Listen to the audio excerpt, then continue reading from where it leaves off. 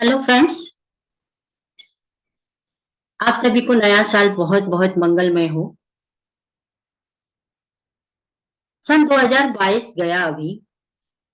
अब हम अब हमारे सामने है 2023। हमको सामना करना है नए साल का। सभी खुशियां मनाने में व्यस्त हैं।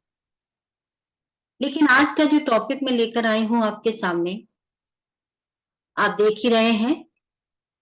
हेलो जिंदगी।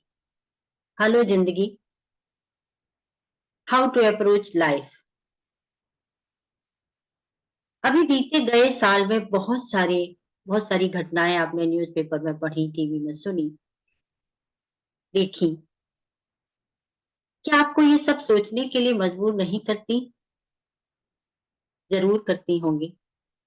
आज हम बात करने वाले हैं इसी टॉपिक पर। आज कोई भी लेसन, कोई भी सिलेबस, कोई भी ग्रामर की बात हम नहीं करेंगे। आज हम बात करने वाले हैं जिंदगी की, कि जिंदगी के साथ आपकी अप्रोच कैसी होनी चाहिए। आपको कैसे लाइफ को डील करना चाहिए, कैसे अपनी लाइफ को वैल्यू करना चाहिए।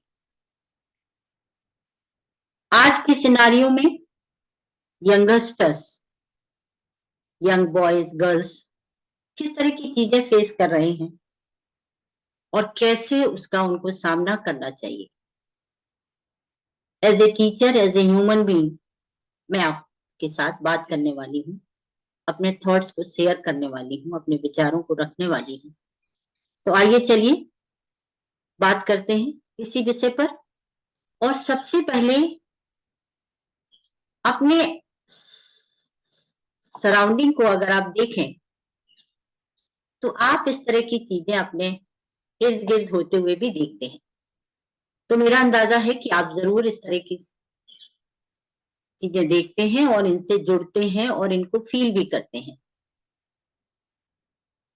मैंने अपनी बात को कुछ हाइलाइट्स भी दिए हैं, जैसे क्या करना चाहिए आपको। लाइफ को बहुत नजदीक से देखा है मैंने, लाइफ के एक्सपीरियंस से भी मैं बात करूंगी, अपनी सराउंडिंग को देखते हुए भी बात करूंगी। लिटरेचर पढ़ा है मैंने, तो ऐसी चीजें मेरा मानना है हर व्यक्ति को, हर ह्यूमन बीइंग को अफेक्ट करती हैं। तो आइए देखते हैं कैसे मैंने अपनी बात को रखना चाहा है। Identify yourself. सबसे पहले आप यंग हैं, अभी आपने लाइफ देखी नहीं है, तो सबसे पहले आपको अपने आप को पहचानना चाहिए। अब आप कहेंगे कि पहचानना क्या है? मैं अपना नाम जानता हूँ, परिवार जानता हूँ। जी नहीं, पहचानने का मतलब है कि आप किस तरह के व्यक्ति हैं, किस तरह की आपकी थिंकिंग है। आप इंडोर रहना पसंद करते हैं, फ्रेंड्स बनाना, आउटडोर घूमना पसंद करते हैं, स्पोर्ट्स में आपकी रुचि है, स्टडी में आपकी रुचि है, पैसे बनाने में आपकी रुचि है, राइटिंग स्किल्स में आपकी रुचि है, या आपको गिटार बजाना पसंद है, सिंगिंग पसंद है, स्विमिंग पसंद है, कुकिंग पसंद है। आप किस फील्ड में जाना चाहते हैं? एज ए पर्सन आपकी रुचियां क्या हैं? आपको अपनी जिंदगी अपनी जिंदगी आप अपनी जिंदगी को शुरू कर रहे हैं, तो आपको क्लियर कट ये पता होना चाहिए कि आपकी रुचि किन चीजों में है, और उन्हीं के हिसाब से आप अपनी प्रायोरिटीज डिसाइड कीजिए। उन्हीं के हिसाब से आप अपने आप को पहचानिए, अपने आप को सेट कीजिए और अपनी प्राथमिकताएं लाइफ में आपकी क्या है, इनको जानिए। Set your priorities, identify your self, सब मिला के ये मैं कहना चाहती हूँ कि आप सबसे पहले अपनी रुचियों को पहचानिए, अपनी लाइकिंग डिसलाइकिंग को जानिए, और आपको लाइफ में क्या बनना है उसके अकॉर्डिंग आप अपनी प्रायोरिटीज डिसाइड कीजिए, प्राथमिकताएं तय कीजिए कि आपको लाइफ में आगे क्या करना है। आप सोच रहे होंगे ये तो बहुत ही सिंपल काम है। जी नहीं, आप गंभीरता से सोचिए कि क्या करना आपको अच्छा लगता है और क्या करना आपको अच्छा नहीं लगता है। आपके फ्यूचर के लिए, भविष्य के लिए, आपके आने वाली ज़िंदगी के लिए क्या चीज़ें उपयोगी होने वाली हैं और किन चीज़ों की कोई वैल्यू रहने वाली नहीं है। तो जितना जल्दी हो सके अपने आप को पहचानिए और अपनी प्राथमिकताएँ तय कीजिए। यकीन मानिए ये आपको लाइफ में बहुत हेल्प करेगा, अगर आप इतना कर लेते हैं। अगली चीज़ आती है फाइनेंशियल इंडिपेंडेंस। मैं आपको ये कहना चाहती हूँ कि हमारे हिंदुस्तान में या कहें हमारी सोसाइटी में फाइनेंशियल इंडिपेंडेंस, फाइनेंशियल एजुकेशन के बारे में बहुत देर में बात की जाती है, जबकि अदर कंट्रीज में ऐसा नहीं है। तो पहले तो ये समझिए कि फाइनेंशियल इंडिपेंडेंस है क्या? अगर आप अपने खर्चे अपने बलबूते पर निकाल सकते हैं, बिना अपने पेरेंट्स की हेल्प लिए, तो वो फाइनेंशियल इंडिपेंडेंस है। और इसके बारे में जानकारी हम लोगों को बहुत समय के बाद दी जाती है। हम फाइनेंशियल चीज़ों के बारे में, मनी मैटर्स के बारे में अनएजुकेटेड रहते हैं, जब तक कि हम 18 या 20 साल के नहीं हो जाते। हम लोगों की अपब्रिंगिंग पेरेंट्स करते हैं और हमें लगता है कि हमें सोचने की ज़रूरत ही नहीं है कि पैसे की क्या वैल्यू है, पैसा कमाया कैसे जाता है, बचाया कैसे जाता है, सेविंग्स क्या चीज़ होती है, अर्निंग क्या चीज़ होती है, गोल्स किन चीज़ों पर खर्च करना चाहिए, किन पर नहीं करना चाहिए। ये हमारी सोसाइटी में बच्चों से बात नहीं की जाती। जनरली होता क्या है, हमारे पेरेंट्स हमारे खर्चे उठाते रहते हैं और हम केवल खर्च करते हैं और अपनी पढ़ाई पर ध्यान देते हैं। बहुत सारे बच्चों को तो हमने ये भी देखा है कि उनको पैसे की कोई वैल्यू नहीं है। उनको कितने भी पैसे दीजिए, वो खर्च करने में, एन्जॉय करने में, पैसा उड़ाने में अपनी शान समझते हैं, जैसे कि ये पैसा खुद उन्होंने कमाया है। तो सब मिला के मैं ये कहना चाहती हूँ कि जितनी जल्दी हो सके फाइनेंशियली आपको इंडिपेंडेंट हो जाना चाहिए। अब आप कहेंगे कि हमने तो अभी जॉब हासिल नहीं किया, हम तो अभी यंग हैं, अभी तो पढ़ाई कर रहे हैं, अभी तो हमारे करियर नहीं बना है, जॉब नहीं मिला है, कैसे हो सकता है? जी नहीं, जॉब भी मिलेगा समय आने पर, आप कमाने भी लगेंगे। मेरा पॉइंट ये है कि जितनी जल्दी हो सके पैसे की वैल्यू करना आपको सीखना चाहिए। और इसी से आप फाइनेंशियल इंडिपेंडेंट की तरफ बढ़ने लगेंगे। आप पैसे की वैल्यू करना शुरू कर देंगे, तो आप देखेंगे कि बहुत सारे खर्चे आप फिजूल करते हैं, जिनकी कोई अहमियत नहीं है और आप समझ जाएंगे एक फाइनेंशियल इंडिपेंडेंस के प्रति तरफ आपका एक छोटा सा कदम होगा, लेकिन ये छोटा सा कदम आपकी पूरी सोच को बदल के रख देगा।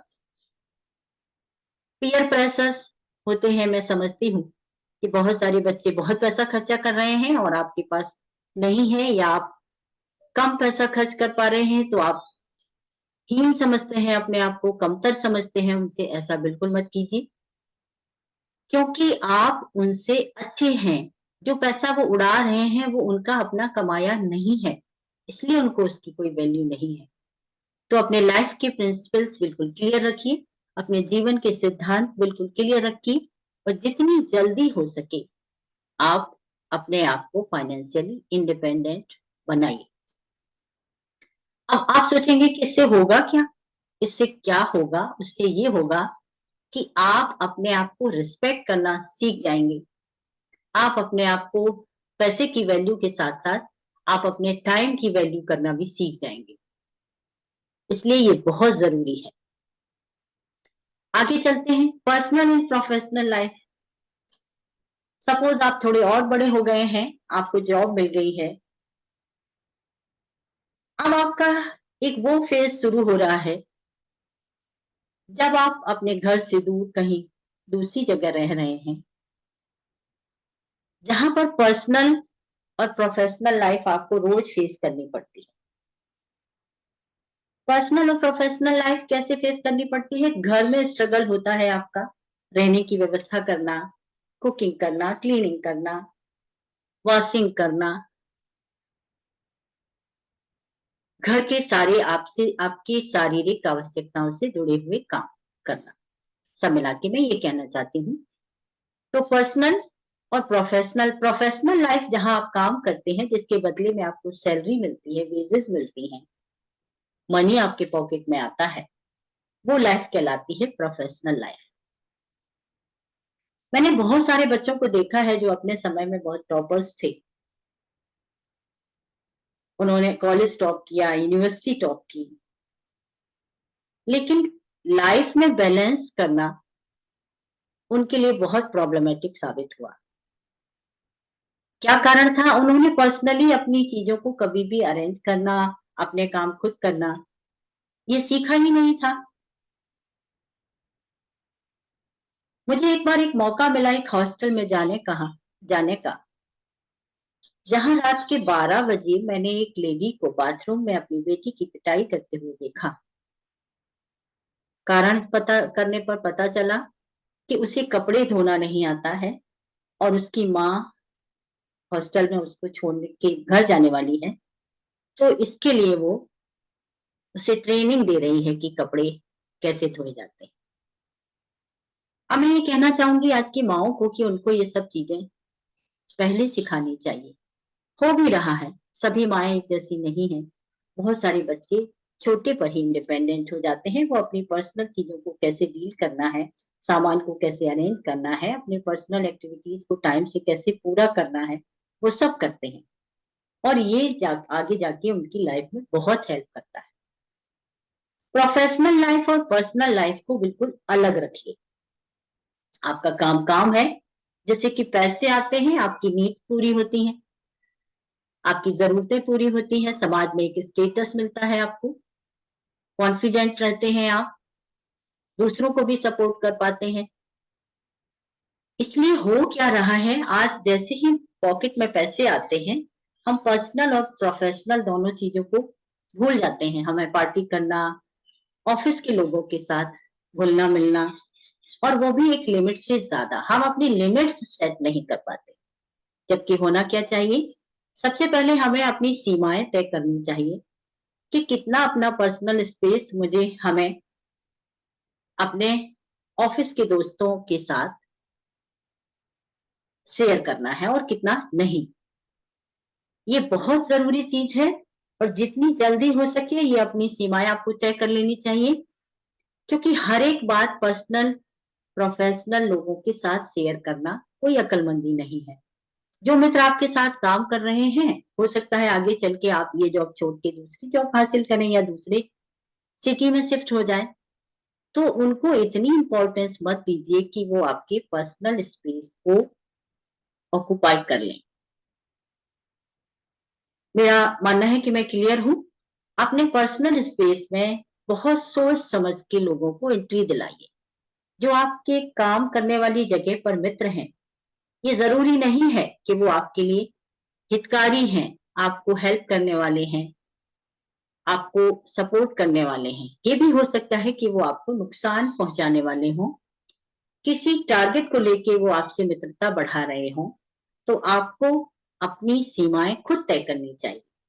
और ये बात गर्ल्स पर मोर देन 100% लागू होती है कि उनको ये बात समझना चाहिए कि प्रोफेशनल लाइफ में जो आपके साथ है, जरूरी नहीं है कि वो आपकी पर्सनल लाइफ में भी आपके साथ फिट बैठेगा, सूट करेगा। पार्टनरशिप अगर प्रोफेशनल लाइफ में है तो देन ओके, आप अपनी पर्सनल स्पेस में किसी को नहीं आने दीजिए, जब तक कि आपको लगता है कि आप पूरी तरह से संतुष्ट नहीं हैं, या अपनी फैमिली में आपने उस व्यक्ति के बारे में बात नहीं की है, या फैमिली से उसका परिचय नहीं करवाया है। परिचय से मेरा मतलब है कि जब तक आप और आपकी फैमिली आपके किसी मित्र को जानती नहीं है पूरी तरह से, तब तक उसे अपने पर्सनल स्पेस में मत आने दीजिए। नेक्स्ट देख लेते हैं इमोशनल नीड। इमोशनल नीड क्या है? जब आप काम करके घर आते हैं, जनरली हो क्या रहा है, पेरेंट्स दूसरे शहर में हैं, बच्चे दूसरी जगह हैं, काम करने वाले हैं, दूसरी जगह रह रहे हैं। तो एक ज़रूरत आपको लगती है कि आप खाली समय किसके साथ बिताएँ। तो ज़रूर आपकी लाइफ में कुछ हॉबीज़ रही होंगी, कुछ रुचियाँ रही होंगी। उन पर समय दीजिए और अगर आप सीरियसली इन चीज़ों को समझें या देखें, तो ज़रूर आपके इर्द-गिर्द और भी ऐसे आपके मित्र होंगे, आपकी सहेलियाँ होंगी, आपके दोस्त होंगे, जो आपके तरीके से सोचने वाले होंगे, जिनके प्रिंसिपल सिद्धांत बिल्कुल आपके जैसे होंगे। उनके साथ समय बिताइए, उनके उनके साथ मिल बैठकर अपना टाइम स्पेंड कीजिए और अपनी इमोशनल नीड पूरी कीजिए। अब आप सोच रहे होंगे कि मैं क्या बात कर रही हूँ? मेरी बात बिल्कुल क्लियर है। अगर आप महिला हैं, तो महिलाओं के साथ उठिए बैठिए। अगर आप बॉयज़ हैं, तो बॉयज़ के साथ उठिए बैठिए। जब तक कि आपकी इमोशनल नीड सैटिस्फाई रहती है, अपने पेरेंट्स को जाके मिलिए और इन केस अगर ऐसा भी है कि आपको लगता है कि कोई आपकी प्रोफ़ेशनल लाइफ़ में ऐसा है, जो आपकी लाइफ़ में हमेशा के लिए आपका साथ दे सकता है, तो जल्द से जल्द अपनी फैमिली को अपने डिसीज़न में शामिल कीजिए और उनसे तब आप उनके साथ अपना समय स्पेंड कीजिए। इससे क्या होगा? इससे ये होगा कि आपको इमोशनली अपनी फैमिली का सपोर्ट मिलेगा। चाहे आप लड़का हैं या आप लड़की हैं, महिला हैं या पुरुष हैं, कोई भी हैं, आपके लिए ये इमोशनल नीड, ये इमोशनल सपोर्ट बहुत काम आने वाला है। और हर प्रॉब्लम को खुलकर अपने पेरेंट्स को बताइए और उनके साथ शेयर कीजिए। ऑलराइट, अगर आपके पेरेंट्स इतने ओपन माइंडेड नहीं हैं, आपसे खुल के बात नहीं करते हैं, ज़रूर आपके बड़े भाई, बड़ी बहन, भाभी, बुआ, कोई भी आपका रिलेटिव जो कि आपको लगता है कि उसका माइंडसेट आपको समझता है, आप उससे बात कीजिए। बजाए कि आप डिप्रेशन में जाएँ, बजाए कि आप ड्रग्स लेना शुरू कर दें, बजाए कि आप सिगरेट फूँकना शुरू कर दें। बहुत सारे छोटे बच्चों को मैंने सड़क पर बैठ के सुबह-सुबह सिगरेट पीते हुए देखा है, मेट्रोज़ में भी, मुंबई में भी, पूना में भी। ये वो बच्चे हैं जो घर से स्कूल के लिए निकलते हैं, बट वो स्कूल नहीं जाना चाहते। कारण जो भी हो, फैमिली में प्रॉब्लम हो सकती है, फैमिली से उन्हें लव और केयर नहीं नहीं मिल रहा है, रिस्पेक्ट नहीं मिल रहा है, इसलिए वो स्ट्रेस में हैं या वो स्कूल के फ्रेंड्स के साथ कोप अप नहीं कर पा रहे हैं। एक ये भी रीज़न हो सकता है। तो जो भी रीज़न्स हैं, अपनी इमोशनल नीड को आप सही तरीके से, हेल्दी तरीके से फुलफिल कीजिए। डिप्रेशन में जाना या ड्रग्स लेना या सिगरेट फूँकना या पैसे उड़ाना ये कोई अक्लमंदी का काम नहीं है। आपको अपनी लाइफ़ को इस तरीके से भी वैल्यू देनी चाहिए। सोसाइटी सपोर्ट, हमारे हिंदुस्तान में सबसे बड़ी गड़बड़ जो है वो सोसाइटी से ही है। अब आप कहेंगे कि मैं आपको सोसाइटी के अगेंस्ट बात कर रही हूँ। जी नहीं, मैं सोसाइटी के अगेंस्ट बात नहीं कर रही हूँ। सोसाइटी ने हम लोगों को एक माइंडसेट दे दिया है। माइंडसेट कैसे दे दिया है? ये माइंडसेट इस तरीके से दे दिया है कि सोसाइटी हमें कोई मेंटल स्ट्रेंथ नहीं देती। मेरा मतलब है कि सोसाइटी से सपोर्ट लेने के लिए हम लोग जब देखते हैं सोसाइटी सोसाइटी की तरफ, समाज की तरफ, तो आपको सपोर्ट करने वाला कोई नहीं मिलता। कारण क्या है? कारण जेंडर वाइज भी है, क्योंकि हमको प्राकृतिक रूप से ही ये बताया गया है कि अगर आप लड़की हैं तो आप ऐसे कपड़े पहनेंगी, इस तरीके से रहेंगी। आप लड़का है तो आप ये करेंगे, आप ये नहीं करेंगे, कुकिंग अलाउ नहीं है, अ, गर्ल्स के साथ बात करना अलाउ नहीं है अगर आप बॉयज़ हैं, उठना-बैठना अलाउ नहीं है। को-एजुकेशन हमारे यहाँ बहुत समय से है, लेकिन आज भी अब हमारे समाज में 50% 20% लोग आज भी ऐसे हैं, जो को-एजुकेशन को अच्छा नहीं मानते। जबकि होना ये चाहिए कि कोएड स्कूल सिस्टम जो है वो बेस्ट है, ताकि हम बॉयज और गर्ल्स एक दूसरे को बड़ा होता हुआ देखते हैं और सिमिलर समझते हैं। सोसाइटी हमें इस तरीके से कभी भी अपने आप को समझने का मौका नहीं देती। कारण क्या है कि सोसाइटी ने एक कैटेगरी डिसाइड कर रखी है बॉयज के लिए, एक कैटेगरी डिसाइड कर रखी है गर्ल्स के लिए। अब आप सोच रहे होंगे कि बहुत सारे लड़के लड़कियां, जब आप यंग होते हैं तो आप सोचते हैं कि ये कैसा माइंडसेट है, ये तो बेकार की बात है। आजकल सिमिलर अपॉर्चुनिटीज हैं बॉयज के लिए भी और गर्ल्स के लिए भी। ये तो इतिहास की बात हो गई कि जब गर्ल्स और बॉयज के लिए अपॉर्चुनिटीज में डिफरेंस हुआ करता था। मैं ये बात नहीं कर रही हूं कि आपके पास अपॉर्चुनिटीज की कमी है।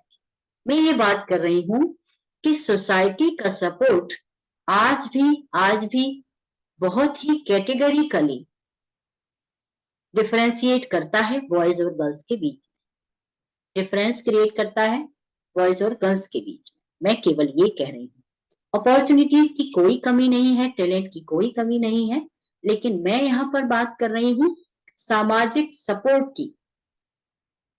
सामाजिक सपोर्ट गर्ल्स को और बॉयज को अलग अलग तरीके से हासिल है, मैं ये कहना चाहती हूँ। और जितनी जल्दी हो सके आप इस बात को समझिए। समाज को चेंज करना, समाज बहुत ही धीमी गति से चेंज हो रहा है, चेंज होता भी है, ये मिनटों में चेंज होने जैसी चीज नहीं है। How far upbringing can change the scenario. अब हम बात करते हैं अपब्रिंगिंग पर। बहुत सारे घरों में मैंने देखा है कि गर्ल्स को ज्यादा केयर की जाती है, बॉयज को नहीं केयर की जाती है। कहाँ जा रहे हैं, किससे मिल रहे हैं, कहाँ घूम रहे हैं, ये हम बॉयज पर ध्यान ही नहीं देते। दूसरों से हमें पता चलता है कि आपका बेटा ये कर रहा था, आपका बेटा ये कर रहा है, अच्छा भी कर रहा है, टॉप कर रहा है, उसको मेरिट में जगह मिली है, अच्छे स्कोर कर रहा है, स्पोर्ट्स में अच्छा है। लेकिन हमें खुद पता नहीं होता कि हमारा बेटा वाकई में किन चीजों में अच्छा है और किन चीजों में नहीं है। सेम बात गर्ल्स पर भी लागू होती है। हमें नहीं पता होता कि हमारी बेटी का चॉइस क्या है, उसका उसकी रुचियां क्या है, हॉबीज क्या है, और हमें उसको सपोर्ट कर भी रहे हैं हम या नहीं। इन सब चीजों पर बात हम करते ही नहीं, हम सोचते ही नहीं। जबकि होना ये चाहिए उनकी अपब्रिंगिंग में ये सब चीजें पेरेंट्स को भी क्लियरली समझनी चाहिए और शामिल करना चाहिए कि हमारी बेटी का चॉइस क्या है या बेटे का क्या पैशन है, वो क्या बनना चाहता है या वो क्या बनना चाहती है। मैं यहाँ जेंडर डिस्क्रिमिनेशन की बात नहीं कर रही हूँ, मैं बॉयज गर्ल्स यंगस्टर्स दोनों की बात कर रही हूँ। जो युवा पीढ़ी है उसको अपब्रिंगिंग में ही ये बताना चाहिए कि आपकी लाइफ आपके लिए क्या वैल्यू रखती है। कोई भी चीज दुनिया की इतनी इंपॉर्टेंट नहीं है जितना कि आपका लाइफ। वो सिर्फ आपके लिए ही नहीं, आपके पेरेंट्स के लिए, आपके परिवार के लिए भी। तो अगर अपनी लाइफ को आप इंपॉर्टेंस देना शुरू करते हैं तो दुनिया की कोई भी चीज आपको आपको प्रभावित नहीं करेगी। आप अपनी लाइफ को इंपॉर्टेंस दीजिए, अपनी चॉइसेस को सबसे पहले रखिए, अपनी जिंदगी को वैल्यू दीजिए, अपने समय को वैल्यू करिए, अपनी फीलिंग्स को वैल्यू करिए, और सबसे ज्यादा अपने आप को रिस्पेक्ट करना शुरू कीजिए। अगर अपनी आप प्रायोरिटीज को आप सबसे आगे रखेंगे, अपनी फीलिंग्स को आप रिस्पेक्ट करना शुरू कर देंगे, तो दुनिया की कोई भी चीज आपको हिला नहीं सकती। अगर आप किसी रिलेशनशिप में जाते हैं, जिस तरह का सिनारियो अभी पिछले दिनों न्यूज़पेपर में भी आपने सुना, बहुत सारे केसेस आए कि पीसेस में बॉडी को कन्वर्ट करके थ्रो कर दिया जंगल में, या किसी के साथ रिलेशनशिप में होने की सजा ये मिली कि सुसाइड करना पड़ा। ये हालात जो आपके आसपास चीजें हो रही हैं घटित, ये किसी के भी साथ हो सकती हैं। इसलिए पेरेंट्स को चाहिए कि अपने बच्चों पर नजर रखें, जितना हो सके उन्हें मॉरली सपोर्ट करें उनकी लाइफ में। लाइफ उनकी जैसी भी है, कोई भी प्रॉब्लम लाइफ से बड़ी नहीं हो सकती। प्रॉब्लम को डील करना ये आपके ही हाथ में है। अगर आप अपनी लाइफ को लाइफ समझेंगे, उसकी वैल्यू करेंगे, तो सारी चीजें फेस कर सकते हैं। बहुत सारी अपॉर्चुनिटीज हैं यंगस्टर्स के लिए बनने के लिए।